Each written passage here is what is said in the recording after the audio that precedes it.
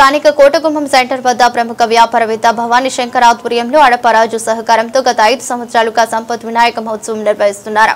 మంగళవారం భారీ అన్నదాన సమారాధన నిర్వహించారు. సుమారు 3000 మంది అన్నదాన సమారాధనలో పాల్గొన్నారు.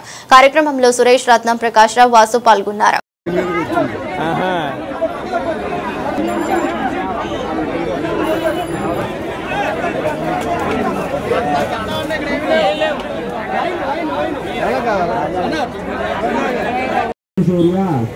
సమప్రభ నిర్విఘ్నం కురుమే దేవ సర్వ కార్యేషు సర్వదా అపరాధ సహస్రాణి క్రియంతే అహర్నిశం మయా దాసోహం.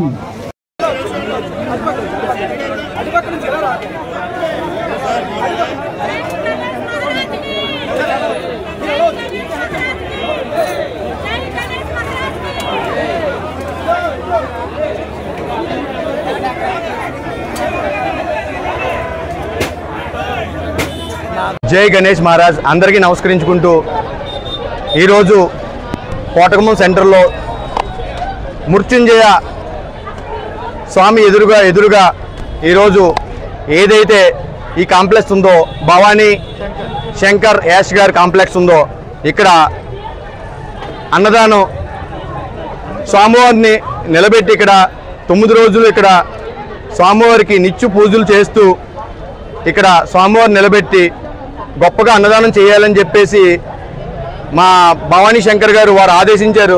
దీని కారణం ఏంటంటే గత కొన్ని శతాబ్దాలుగా వీరు పూర్వీకులు, వీరి నాన్నగారు, వీరి తాతగారు వీళ్ళందరూ కూడా పక్కనే శ్రీదేవి లాడ్జి అందరికీ సుపరిచితం. మీ అందరికీ ఇవన్నీ సత్రంగా ఉండేది. ఎందరికో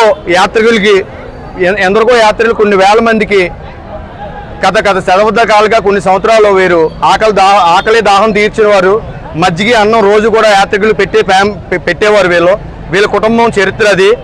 ఇదే కుటుంబంలో చెందిన వీరు ఈరోజు మాలాంటి వాళ్ళతో ఈ కార్యక్రమాలన్నీ చేయించి అందరికీ అన్నం పెట్టాలి, మంచి కార్యక్రమాలు చేయాలనే ఉద్దేశంతో వీరిని మాతో చేయించున్నారు.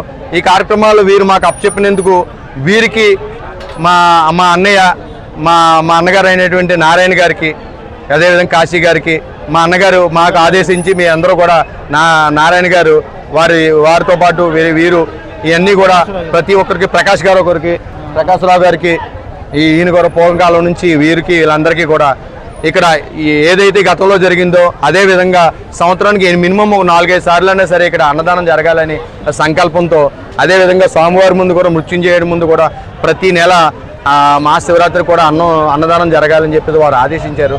క్రమం తప్పకుండా మేమందరం కూడా కొనసాగించడానికి ప్రయత్నిస్తూనే కాకుండా మంచి భక్తులందరికీ కూడా మంచి అన్నదానం చేసి అందరికీ కూడా మందలు పొందడానికి అవకాశం ఉంది. ఆ ప్రయత్నం మేము క్రమం తప్పకుండా చేస్తామని చెప్పేసి